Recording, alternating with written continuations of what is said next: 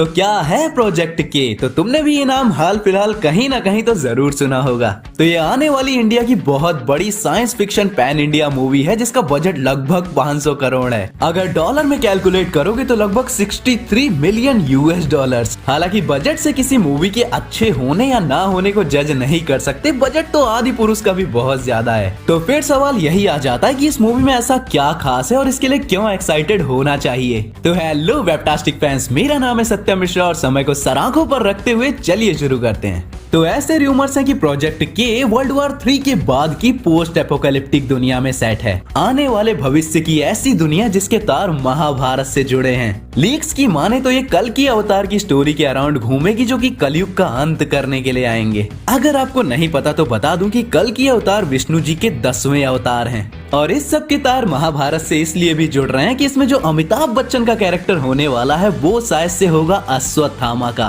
क्योंकि उनके हाथ का जो पोस्टर सामने आया था उसमें साफ लिखा था लेजेंड्स आर इमॉर्टल। और अगर आपने महाभारत पढ़ी या देखी है तो आपको पता ही होगा कि अश्वत्थामा अमर है। इसी के साथ ही प्रभास के बर्थडे वाले दिन भी एक हाथ का पोस्टर सामने आया था जिसमें उन्होंने एक कवच पहन रखा है। और 18 तारीख को यानी महाशिवरात्रि वाले दिन भी इस मूवी का एक और पोस्टर सामने लाया गया जिसमें भी एक बड़े से हाथ की फोटो दिखाई गई है। कुल मिलाकर अभी तक जितने भी पोस्टर सामने आए हैं सब में मेनली हाथ को ही इंडिकेट किया गया है। अब सवाल ये आता है कि इतना बड़ा हाथ है किसका? कहीं वो इटर्नल मूवी वाले सेलेस्टियल का तो नहीं है? तो ना, मेरे ख्याल से ये हाथ हो सकता है घटोत्कच का। तो अगर तुमको घटोत्कच के बारे में नहीं पता तो ये भीम का बेटा है। एक्चुअली ये बंदा भीम और एक राक्षसी से पैदा हुआ राक्षस था जो कि महाभारत के युद्ध में लड़ा था। और अगर आपने मेरी ग्रांट मॉरिसन वाली 18 डेज की कॉमिक नरेशन सुनी है तो आपको पता ही होगा कि घटोत्कच कौन है।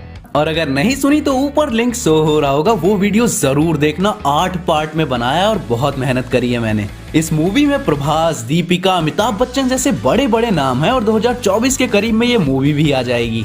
अभी फिलहाल इसकी रिलीज डेट 12 जनवरी 2024 रखी गई है जो शायद से टल भी सकती है। अब देखो, यहाँ गौर करने वाली बात यह है कि विष्णु जी के अवतार कृष्ण जी हैं और विष्णु जी के ही अवतार कल्कि हैं जो कि विनाश करने वाले हैं। तो सवाल ये आता है कि इन सब में वर्ल्ड वॉर 3 का क्या मतलब, यानी कि सारे देश आपस में क्यों लड़ेंगे? और अगर इसमें गॉड्स वाला एंगल है तो फिर ये साई-फाई मूवी कैसे होगी? तो अगर तुमने मेरी अवतार प्रेस वाली सुपर गॉड सीरीज देखी है तो तुम समझ रहे होगे कि क्या चलने वाला है। अब उस कॉमिक में हुआ क्या था कि जितने भी देश थे वो अपने अपने भगवान बनाने लग गए थे।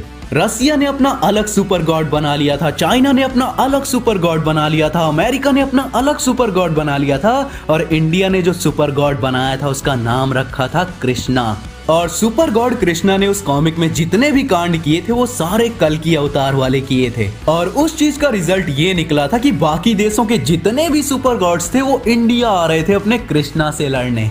और ये जो कॉमिक थी वो पूरी तरह से साइंस फिक्शन पे बेस्ड थी क्योंकि कृष्णा को इंसानों ने ही बनाया था। तो अगर तुमको ये कॉमिक पूरी सुननी है हिंदी में तो ऊपर शो हो रही लिंक से इस वीडियो को जरूर देखना। तो मैं मिलता हूँ और ज्यादा इंफॉर्मेटिव वीडियो के साथ, तब तक के लिए बी फैंटास्टिक।